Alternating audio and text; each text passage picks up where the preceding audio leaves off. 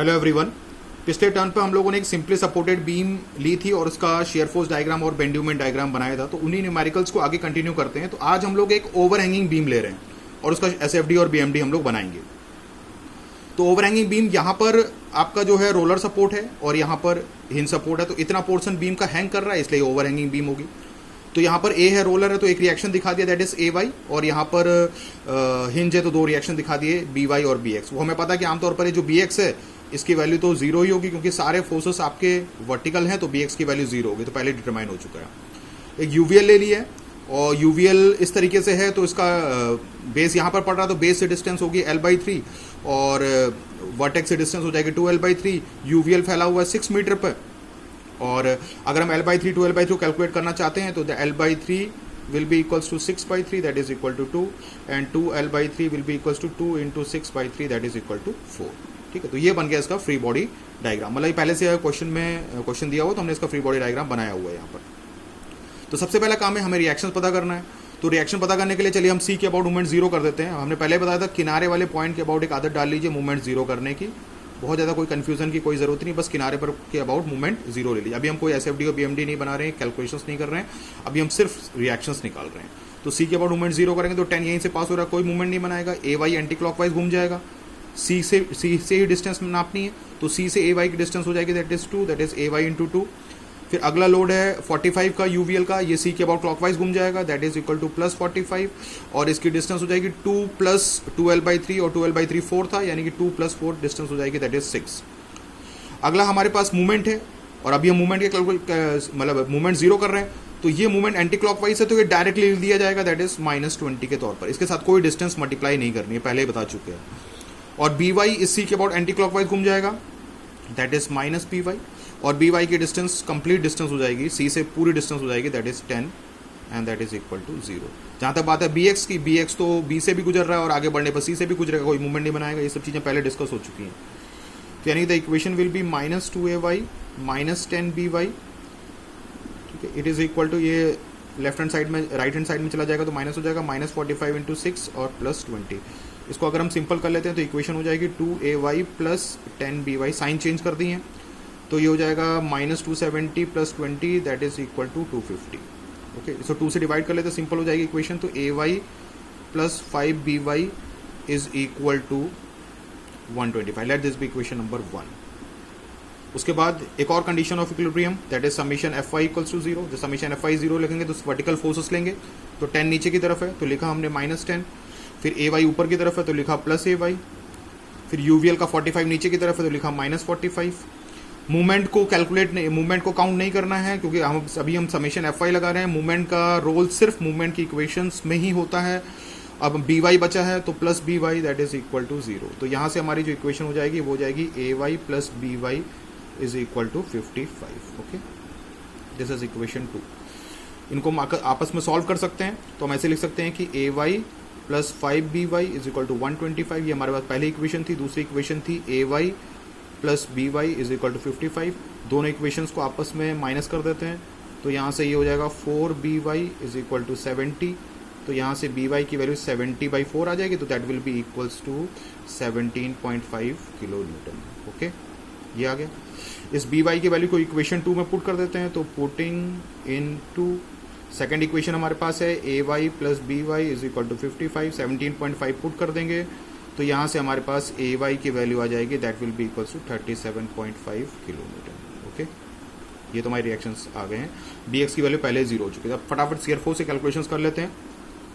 Shear force at सी पर हमारे पास point load है, और पहले बताया था जहां पर पॉइंट लोड होगा वहां पर 2 वैल्यूज बनेंगी, और पहले इस पॉइंट लोड को काउंट नहीं करेंगे तो इसके लेफ्ट में देखेंगे, तो इसके लेफ्ट में कोई फोर्स नहीं है, तो यानी कि पहली वैल्यू हो जाएगी 0, और चूंकि नीचे की तरफ है तो जो पहली वैल्यू होगी उसी में ये काउंट हो जाएगा 0 - 10, क्योंकि नीचे की तरफ है तो -10, तो यानी कि 0, -10। ओके, उसके बाद आता है next point, shear force at the point that is ए। अब ए पर फिर रिएक्शन के फॉर्म में पॉइंट लोड है, तो पहले इस ए वाई को काउंट नहीं करेंगे, और इसके राइट को तो देखना ही नहीं है, तो इसके लेफ्ट में देखेंगे तो इसके लेफ्ट में सिर्फ एक ही फोर्स है, that is 10, and that will be equals to -10। तो पहली वैल्यू हो जाएगी आपकी -10, नीचे की तरफ है। फिर दूसरी वैल्यू में ए वाई जुड़ जाएगा, यानी कि -10 + ए वाई, और ए वाई की वैल्यू 37.5 थी तो -10 और 37.5 ऐड कर देंगे तो वैल्यू हो जाएगी 27.5। ओके, उसके बाद हमारे पास नेक्स्ट पॉइंट आता है, next point that is D. और डी पर कोई पॉइंट लोड नहीं है तो एक ही वैल्यू बनेगी, बस इसके लेफ्ट में देखना है। तो इसके लेफ्ट में वही 10 है, ए वाई है और 45 है। तो 10 नीचे की तरफ है -10, ए वाई ऊपर की तरफ है that is plus A Y, और 45 भी नीचे की तरफ है। तो हो जाएगा -10 प्लस 37.5 और -45। तो ये वैल्यू हो जाएगी 27.5 माइनस 45, तो हो जाएगा -17.5। ओके, अब आती ई की बारी। तो ई पर हमें शेयर फोर्स निकालना है, तो share force at the point ई। ठीक है, तो ई पर कपल मूवमेंट है, उससे कोई मतलब नहीं है, और कोई पॉइंट लोड तो है नहीं हमने देखा, तो पॉइंट लोड का बस ध्यान रखना है। पॉइंट लोड नहीं है तो शेयर फोर्स की एक ही वैल्यू होगी। अब इसके लेफ्ट में देखना है, ई के लेफ्ट में सिर्फ फोर्सेस को देखना है, और मूवमेंट से तो कोई लेना देना वैसा भी नहीं है क्योंकि अभी हम शेयर फोर्स से कैलकुलेशंस कर रहे हैं। तो ई के लेफ्ट में जब हम देखेंगे तो वही हमें 10 और ए वाई और 45 इन तीनों को एक साथ लेना है। तो इन तीनों का कैलकुलेशंस यहाँ पर देखा जाए तो एक प्रकार से हो चुका है, तो यानी कि वैल्यू वही आ जाएगी दैट इज -17.5। ओके, फिर आता है shear force at the point B. B पर हमें पता है पॉइंट लोड है बी वाई, यानी कि यहां पर शेयर फोर्स की दो वैल्यूज बनेंगी। तो पहले इस बी वाई को काउंट नहीं करेंगे, तो बी वाई को जब काउंट नहीं करेंगे तो इसके लेफ्ट में वही तीन फोर्सेस आएंगे 10, ए वाई और 45। मूवमेंट को तो वैसे भी लेना देना नहीं है, अभी शेयर फोर्स से कैलकुलेशन कर रहे हैं, तो इन तीनों का कैलकुलेशन तो एक प्रकार से हो चुका है। And the value was first value will B -17.5, क्योंकि उन तीनों को जब हम ऐड करेंगे तो वही -17.5 आएगा। और दूसरी वैल्यू हो जाएगी -17.5 प्लस, क्योंकि बी वाई ऊपर की तरफ है तो इसको हम ऐड कर देंगे तो प्लस बी वाई। तो और बी वाई की वैल्यू एग्जैक्टली 17.5 है, तो -17.5 में प्लस 17.5 जोड़ेंगे तो 0 आ जाएगा, यानी कि द वैल्यू इज -17.5, 0। ओके, अब हम लोग बेंडिंग मूवमेंट कैलकुलेशंस करते हैं। तो bending movement at the point that is C. C पर कोई कपल नहीं है तो मूवमेंट सी के अबाउट लेंगे और सी के लेफ्ट में देखेंगे, और सी के लेफ्ट में बाकी राइट को तो देखना ही नहीं है, तो सी के लेफ्ट में कोई फोर्स नहीं है तो सी के अबाउट मूवमेंट कुछ नहीं बनाएगा, दैट इज 0। उसके बाद आता है next point bending movement at the point that is ए। जब हम ए पर बेंडिंग मूवमेंट लेंगे तो मूवमेंट ए के अबाउट लेंगे। जहां तक बात है ए वाई की, वो ए से ही गुजर रहा है और इसके राइट को तो देखना ही नहीं है, इसके लेफ्ट को देखना है सिर्फ।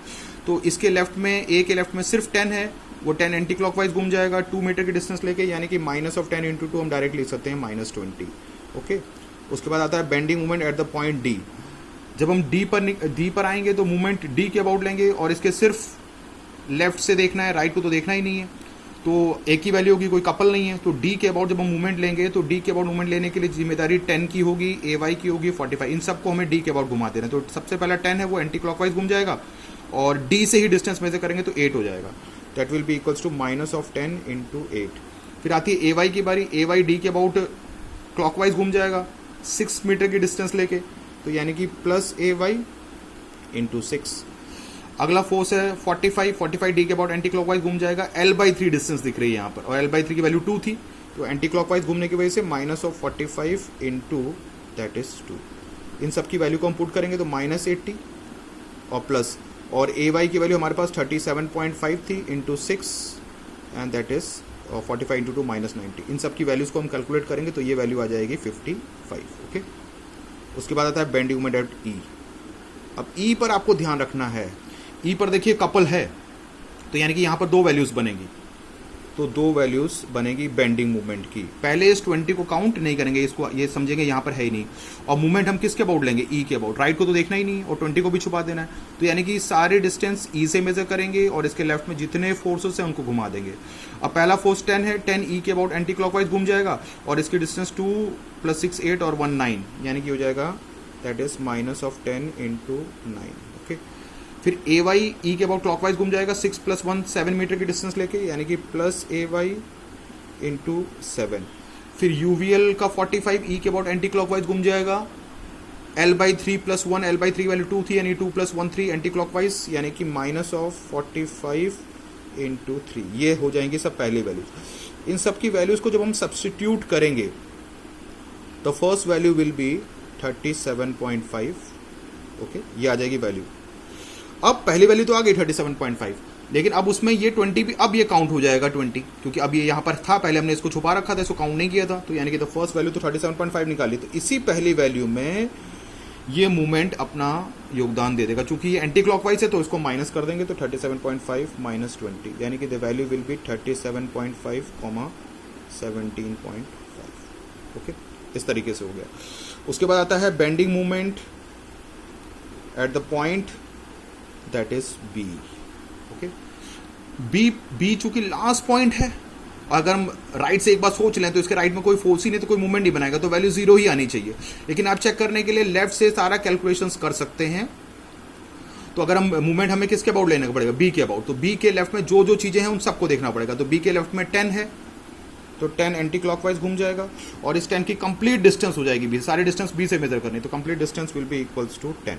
ओके, और प्लस ए वाई, क्योंकि ए वाई इस बी के अबाउट क्लॉकवाइज घूम जाएगा और 6 और 1 7 और 1 8 मीटर की डिस्टेंस लेके। ओके, फिर यूवीएल का 45 बी के अबाउट एंटी क्लॉकवाइज घूम जाएगा, एल बाई 3 की वैल्यू 2 थी, 2 + 1 3 + 1 4 एंटी क्लॉकवाइज, यानी कि -45 × 4। अब बी के लेफ्ट में ये मूवमेंट भी पड़ रहा है, तो इसको भी काउंट करना है, ये चीज ध्यान रखनी है, जल्दीबाजी नहीं करनी। तो बी के लेफ्ट में ये मूवमेंट भी पड़ रहा है और अभी हम बेंडिंग मूवमेंट की वैल्यूज निकाल रहे हैं। तो अभी कभी भी किसी पॉइंट के लेफ्ट में यदि मूवमेंट पड़ता है और उस जगह पर अगर हम बेंड मूवमेंट का कैलकुलेशंस कर रहे हैं, तो आफ्टर ऑल वो मूवमेंट है तो वो डायरेक्टली काउंट हो जाएगा, यानी कि यहां पर हमें वो काउंट करना पड़ेगा, दैट इज -20। ये चीज फिर से मैं बता दे रहा हूं कि जब आप बी पर बेंड मूवमेंट निकाल रहे हैं तो फोर्सेस तो चलिए डिस्टेंस से मल्टीप्लाई करके मूवमेंट बना देते हैं, लेकिन बी के लेफ्ट में एक ये मूवमेंट भी आ रहा है, एंटी क्लॉकवाइज मूवमेंट।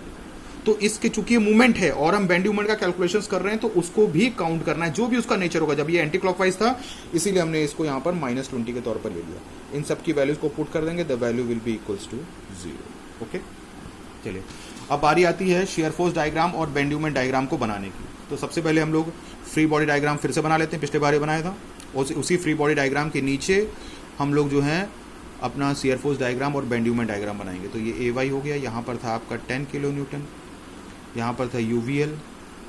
ओके, उसके बाद यहाँ पर एक एंटी क्लॉकवाइज मूवमेंट था, that value is 20 kilo newton metre, और यहाँ पर बी वाई था। ओके, और ये डिस्टेंस थी यहाँ से यहाँ तक 2 मीटर। कंप्लीट बनाने की जरूरत नहीं, बस आप डिस्टेंस को दिखा दीजिए, 2 metre, this distance is 6 metre, this distance was 1 metre and this distance was also 1 metre. ये पॉइंट था आपका सी, ये पॉइंट ए, ये पॉइंट डी और ये पॉइंट ए। ठीक है, इसी के नीचे वर्टिकल लाइंस हम लोग ड्रॉ कर देंगे, इसी के नीचे हम लोग ऐसे शेयर फोर्स डायग्राम और बेंड मूवमेंट डायग्राम बनाएंगे। ये हो गया, लाइंस को नीचे एक्सटेंड कर दिया इस तरीके से।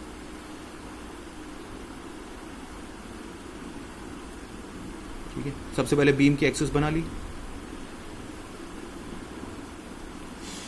फिर अब सी पर शेयर फोर्स की वैल्यूज थी 0, -10। अब इसको प्लॉट कर देते हैं, तो 0 यहाँ पर होगा और -10 तुरंत यहाँ पर नीचे जाएगा, दैट इज इक्वल टू ये हो जाएगा आपका -10। ओके, उसके बाद ए पर वैल्यू थी -10 और 27.5, यानी कि पहली वैल्यू माइनस थी, दूसरी वैल्यू प्लस थी, तो -10 तो इसी लेवल पर आ जाएगा, -10, और दूसरी वाली 27.5 ऊपर चला जाएगा, क्योंकि प्लस की तरफ है, ये एक्सेस से ऊपर पॉजिटिव, एक्सेस से नीचे नेगेटिव, तो यानी कि ये 27.5 यहाँ पर बना देंगे। ओके, अब ए सी पर जो वैल्यू थी -10 और ए पर भी वैल्यू -10 थी, अब इन दोनों को जोड़ा कैसे जाए, इस -10 और इस -10 को, तो आपको देखना है इन दोनों के बीच में कोई लोड नहीं है।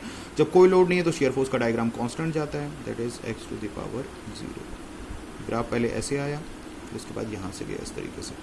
फिर चूंकि यहाँ पर है पहली वैल्यू -10 थी 27.5, तो सीधे झटके से वैल्यू ऊपर चली जाएगी, पॉजिटिव बन जाएगी 27.5। ओके, उसके बाद जब डी पर हम लोगों ने शेयर फोर्स निकाला था, तो डी पर शेयर फोर्स की वैल्यू थी -17.5, यानी कि फिर माइनस आ गई वैल्यू, तो -17.5 10 से थोड़ा नीचे कर लेते हैं यहाँ पर, तो ये वैल्यू हो जाएगी -17.5। अब हमें ध्यान देना है कि ये यहाँ पर वैल्यू 27.5 फिनिश हुई थी और इसको अब हमें -17.5 से जोड़ना है। तो हमें पता है कि इन दोनों के बीच में यूवीएल है। अब जब दो पॉइंट्स के बीच में यूवीएल होता है तो शेयर फोर्स का डायग्राम आपका पैराबोलिक जाएगा इस तरीके से। ठीक है, ये हो गया पैराबोलिक, यानी कि x², और ये है x⁴।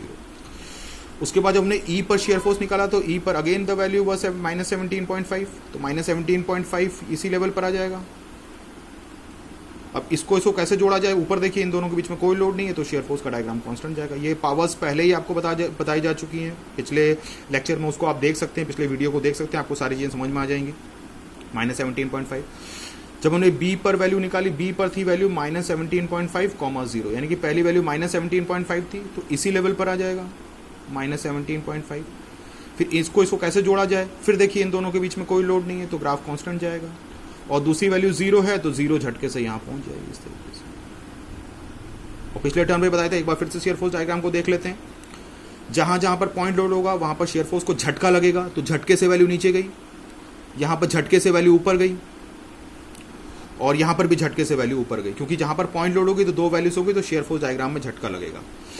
ये 10 किलो न्यूटन शेयर फोर्स के, क्योंकि नीचे की तरफ है तो शेयर फोर्स के डायग्राम को अचानक नीचे ले गया झटके से, कोई लोड नहीं था तो ग्राफ बिल्कुल आराम से कांस्टेंट गया। फिर ए वाई ने झटके से उसको ऊपर की तरफ उठा दिया, यूवीएल ने उसको पैराबोलिकली नीचे की तरफ गया। आफ्टर ऑल ये लोड्स नीचे की तरफ ही हैं, तो यानी कि ग्राफ को नीचे ही ले जाएंगे, क्योंकि इनके एरोस नीचे की तरफ, तो ग्राफ को नीचे ही ले जाएंगे।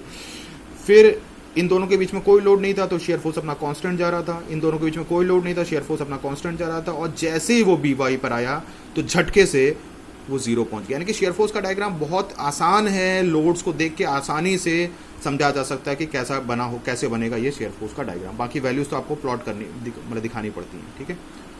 उसके बाद आती है बेंड्यूमेंट की बारी। अब जब बेंड्यूमेंट की बारी आएगी तो बेंड्यूमेंट एट सी पहले पॉइंट पर 0 था तो 0 इसी जगह पर होगा। फिर नेक्स्ट ए पर वैल्यू थी दैट वाज -20, तो -20 यानी कि नीचे होगा तो इस जगह पर आएगा तो यहां पर हो जाएगी वैल्यू दैट इज -20। अब -20 है तो अब 0 और -20 को जोड़ना है तो ऊपर ही x⁴0 जा रहा है, जो SFD की डिग्री होगी BMD की डिग्री उससे एक बढ़ के चलती है, तो यानी कि ये लीनियर हो जाएगा, क्योंकि x⁴1 का मतलब है लाइन। ओके, फिर नेक्स्ट पॉइंट पर जो वैल्यू थी D पर दैट वाज 55 पॉजिटिव में जा रहा है, यानी कि यहां कहीं हो जाएगा दैट इज +55। अब यहां पर वैल्यू -20 थी 50। अब इसको जोड़ना कैसे है, तो ऊपर आप देखते हैं शेयर फोर्स का डायग्राम उस समय x² जा रहा था, तो डेफिनेट सी बात है बेंड्यूमेंट का डायग्राम जो है वो क्यूबिक जाएगा, और क्यूबिक पैराबोलिक के जैसा दिखता ही है, क्योंकि अभी हम ऐसे बना रहे हैं तो ये x हो गया x³। ओके, फिर नेक्स्ट जगह पर E पर दो वैल्यूज थी 37.5 और वैल्यू थी दैट वाज 17.5। ये दो वैल्यूज थी क्योंकि यहां पर हमारा कपल मूवमेंट था, वो होनी भी चाहिए दो वैल्यूज। तो पहली वैल्यू थी 37.5 तो 55 से थोड़ा सा कम कर देते हैं दैट इज 37.5, और दूसरी वैल्यू तो 17.5 तो थोड़ा यहाँ दिखा देते हैं दैट इज सब पॉजिटिव में ही चल रहा है। अब इसको और इसको जोड़ना है, क्योंकि पहले यहाँ पर 55 खत्म हो तो यहाँ पर वैल्यू 37.5 है, तो 55 को 17.5 से मत जोड़ दीजिएगा, 55 को हम 37.5 से जोड़ेंगे। तो ऊपर देखते हैं इन दोनों के बीच में कोई लोड नहीं था तो शेयर फोर्स कांस्टेंट जा रहा था, तो यानी कि ये लीनियर जाएगा दैट इज x⁴1, और झटके से ये वैल्यू नीचे जाएगी। यहाँ पर ये वैल्यू झटके से नीचे गई, क्योंकि दो वैल्यू थी तो अब झटका यहाँ लगना चाहिए, क्योंकि बेंडिंग मूवमेंट है यहाँ पर, तो बेंडिंग मूवमेंट के डायग्राम को झटका लगेगा दो वैल्यूज की वजह से, मूवमेंट की वजह से। और लास्ट पॉइंट पर वैल्यू 0 थी और ये वैल्यू यहाँ पर 0 आ जाएगी। फिर यहाँ पर शेयर फोर्स का डायग्राम x⁴0 गया था तो यहाँ पर बेंडिंग मूवमेंट का डायग्राम x⁴1 जाएगा। ये हो गया है आपका बेंडिंग मूवमेंट का डायग्राम। ओके, सिर्फ इसी यहाँ पर बेंडिंग मूवमेंट के डायग्राम को झटका क्यों लग रहा है, क्योंकि यहाँ पर हमें मूवमेंट है, दो वैल्यूज होंगे तो झटका लगेगा। तो ये बन गया इसका share force diagram. This was the share force diagram and this was the bending movement diagram. Okay, अच्छा, अब इसमें पिछले टर्म पर भी हमने पॉइंट बताया था, तो यहां पर हम दो पॉइंट आपके सामने लिख देते हैं। पिछले टर्म पे हमने बता दो दिया था पॉइंट, लेकिन कैलकुलेशंस नहीं किया था कि where shear force change its sign, यानी कि शेयर फोर्स 0 होगा तो यानी कि वहां पर बेंडिंग मूवमेंट मैक्सिमम होगा। ये बात हम पिछले में बता चुके हैं। तो पहले अपने शेयर फोर्स डायग्राम को देखते हो, तो शेयर फोर्स डायग्राम यहां पर साइन चेंज कर रहा है, क्योंकि इससे पहले ये पॉजिटिव था, इससे पहले बाद में ये नेगेटिव था। वैसे तो शेयर फोर्स डायग्राम यहाँ पर भी अपना साइन चेंज कर रहा है, क्योंकि आप देखिए झटके से यहाँ तक वैल्यू जो थी वो नेगेटिव थी और यहाँ से अचानक से ये पॉजिटिव गया, यानी कि ये पॉइंट भी हमें ध्यान रखना पड़ेगा, दैट इज पॉइंट ए। ये पॉइंट तो हमारे पास है, लेकिन ये भी हमारा एक पॉइंट है जहाँ पर शेयर फोर्स का डायग्राम कट कर रहा है, तो ये पॉइंट हमें जरूर निकालना पड़ेगा। अब हमें ध्यान देना है कि ये पॉइंट जो है वो ए और डी के बीच में है। ये देखिए ऊपर देखिए ए और डी के बीच में कहीं पर है, तो इसी पॉइंट पर बेंडिंग मूवमेंट मैक्सिमम होना चाहिए। इस पॉइंट पर बेंडिंग मूवमेंट मैक्सिमम होना चाहिए, क्योंकि जिस पॉइंट पर शेयर फोर्स का डायग्राम कट करता है वहां बेंडिंग मूवमेंट मैक्सिमम होता है। तो अगर हम इस पॉइंट को मान लेते हैं P थोड़ी देर के लिए, तो इसको अगर हम नीचे ले जाएं तो यानी कि यहाँ पर ग्राफ थोड़ा उठा हुआ मिलेगा आपको इस तरीके से। तो यानी कि इस जगह पर बेंडिंग मोमेंट की वैल्यू हो जाएगी दैट इज मैक्सिमम। ओके, तो ध्यान ये रखना है कि जहां पर शेयर फोर्स का डायग्राम कट करता है उस पॉइंट को महसूस कर लीजिए और उस पॉइंट को लोकेट करना पड़ेगा, अभी हमें पता करना पड़ेगा, उसी पॉइंट पर बेंडिंग मोमेंट मैक्सिमम होता है। Shear force change its sign, bending moment maximum, यानी कि अब हमें ये P पॉइंट पता करना पड़ेगा। अब हम इसको ऊपर अगर हम ले जाएं इस तरीके से तो ये पॉइंट यहां पर कहीं हमारा P मिलेगा। अब ये P की लोकेशन को थोड़ा समय लगेगा पता करने में, क्योंकि ये A और D के बीच में तो है, लेकिन एग्जैक्टली कहां पर है ये पता नहीं है। जब हमें P की लोकेशन पता चलेगी तब हम उसी पॉइंट पर, क्योंकि हम स्पेशल पॉइंट्स पर तो पता करते रहते हैं C A D, लेकिन जब बीच में कहीं पॉइंट आएगा तो वहां पर अभी हमें पता करना पड़ेगा that is maximum bending moment. Okay, तो हमें P की लोकेशन पता करनी है। तो P की लोकेशन पता करने के लिए हमें यहीं तक बनाना है, यहीं तक, सिर्फ यहीं तक एक सेक्शन कट कर, यहाँ पे एक सेक्शन बना लेते हैं और इसको काट देते हैं यहाँ से, क्योंकि इस पॉइंट को पता करने के लिए इसको अलग करना पड़ेगा। तो हम यहाँ पर देख लेते हैं इस तरीके से। ओके, तो यहाँ पर हमारे पास था that was of 10 kilo Newton, यहाँ पर हमारे पास था AY और UVL था यहाँ तक। ओके, ये पॉइंट हमारा P है, थोड़ा हमने इनलार्ज करके दिखा दिया। अब ये जो P की जो लोकेशन है वो D की नहीं है, क्योंकि P थोड़ा पहले है तो हमें पता नहीं, तो इसलिए हम इस डिस्टेंस को यहाँ से यहाँ तक को X मान लेते हैं।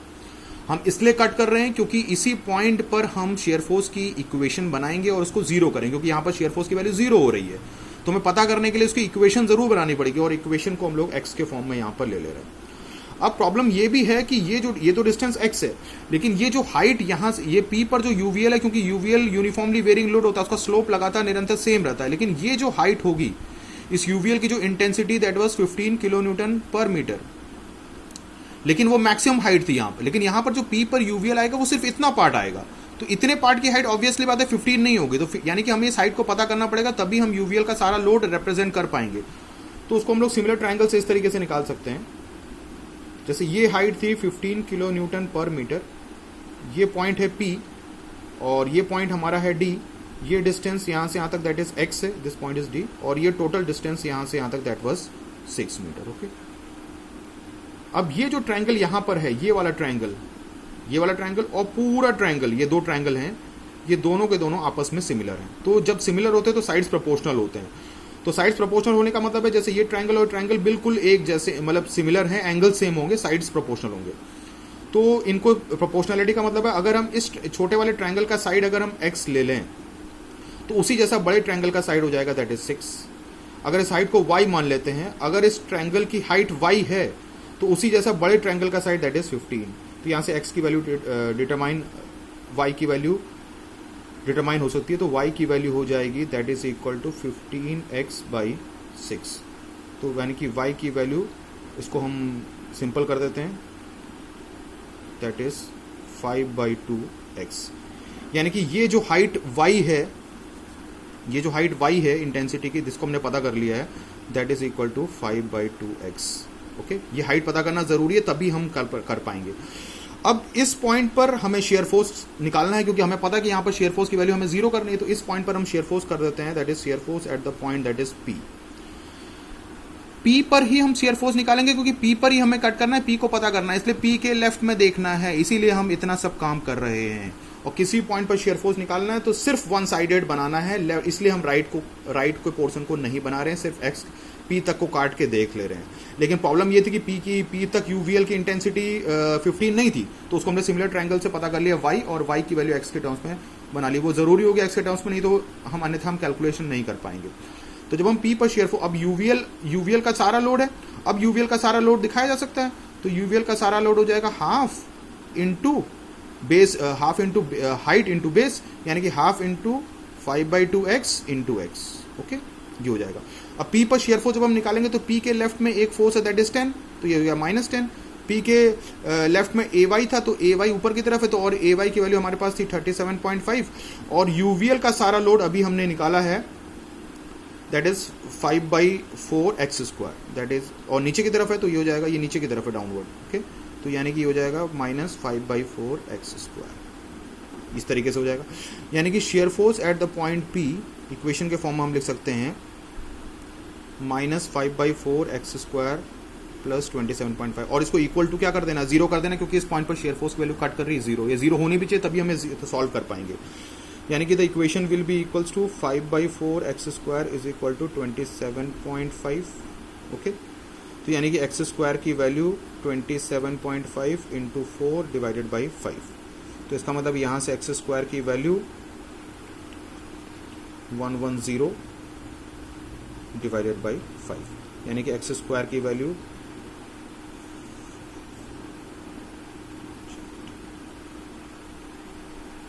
22 आ जाएगी, यानी कि x will be equals to √22।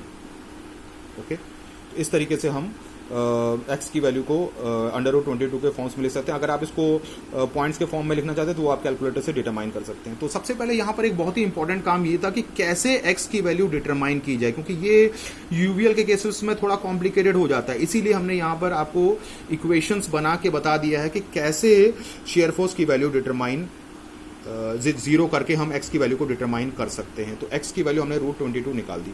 अब इसी पॉइंट पर, इसी P पॉइंट पर हमारा बेंडिंग मोमेंट मैक्सिमम होगा, तो हम P पर बेंडिंग मोमेंट निकाल सकते हैं। तो यानी कि bending moment at the point P it will B maximum. अब ये P पॉइंट है, इस पर हमें बेंडिंग मोमेंट निकालना है, तो वही है बेंडिंग मोमेंट का कैलकुलेशन, बस उस P के अबाउट मोमेंट लेना है, उसके लेफ्ट साइड फोर्सेस का। और चूंकि यहाँ पर ये बेस हमारा पड़ रहा था, तो ये चूंकि ये डिस्टेंस हमने x ली थी, तो this distance will definitely be equals to x/3, क्योंकि यहाँ से बेस से पड़ रहा है।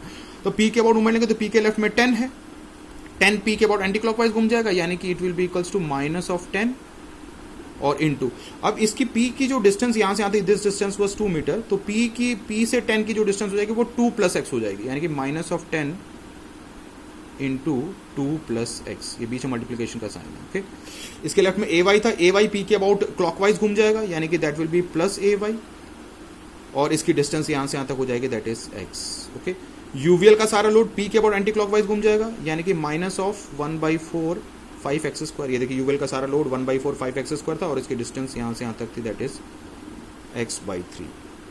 इन सब की x की वैल्यूज को पुट करके हम बेंडिंग मोमेंट मैक्सिमम की वैल्यू डिटरमाइन कर सकते हैं। ओके, तो ये चीज आपको ध्यान रखनी है कि मैक्सिमम बेंडिंग मोमेंट पता करने के लिए थोड़ा सा मेहनत का काम बढ़ गया, यहाँ पर इक्वेशंस की सहायता से करना है, और वो x की वैल्यू को यहाँ पर हम सब्स्टिट्यूट कर देंगे तो हमारी मैक्सिमम वैल्यू आ जाएगी। इसके अलावा भी कुछ पॉइंट्स हैं, पॉइंट ऑफ कॉन्ट्राफ्लेक्सर, वो भी इस ओवरहैंगिंग बीम में मिलता है, लेकिन उसको हम लोग अभी नेक्स्ट टर्न पर करेंगे। आज हमने बस इतना सीखा कि कैसे मैक्सिमम बेंडिंग मूवमेंट को हम पता कर लेते हैं। उस लोकेशन को जरूर पता करना पड़ेगा जहां पर शेयर फोर्स का डायग्राम कट कर रहा है, उस पॉइंट पर बेंडिंग मूवमेंट मैक्सिमम होगा। ये जो यहां पर कट कर रहा है, ये तो सडन चेंज वाला कट है, ये तो सडन चेंज वाला कट है, तो वहां पर इसको नॉर्मली उतना नहीं देखा जाता है। बस आपको देखना है कि जहां पर इस तरीके से साइन चेंज वाला कट मिलेगा, वहीं पर मैक्सिमम वैल्यू बेंडिंग मोमेंट की होगी। वो हमने x की वैल्यू पता कर ली, यहाँ पर सिमिलर ट्रायंगल की सहायता से x की वैल्यू पता करके, उस पॉइंट पर शेयर फोर्स को 0 करके x की वैल्यू पता करके, वहीं उसी पॉइंट पर बेंडिंग मोमेंट की इक्वेशंस बना के वो बेंडिंग मोमेंट मैक्सिमम की वैल्यू पता कर ली, और वो बेंडिंग मोमेंट की वैल्यू 55 से अधिक ही आएगी। Thank you.